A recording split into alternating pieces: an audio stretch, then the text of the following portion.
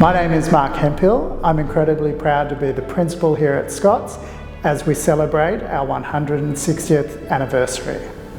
This year, our community celebrates a very special milestone. 160 years is a remarkable achievement. There are very few schools across this country that are actually 160 years old. It's an extraordinary legacy built by generations of families, staff and students who believed in the power of education to shape lives. It is incredibly important that we acknowledge the people who have come before us. Through their vision, their foresight, their hard work, we are the school that we are today.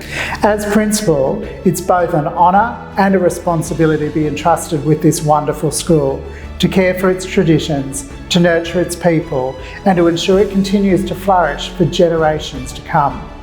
We are very proud of where we've come from, grateful for those who've gone before us, and excited about what lies ahead. I think we've got a wonderful opportunity this year to celebrate 160 years history. So by attending school events, really showing support for the school, coming to our big gala on the 20th of June, there are many different ways that we can celebrate as a community, and we'd love to see you there at all of our different events this year.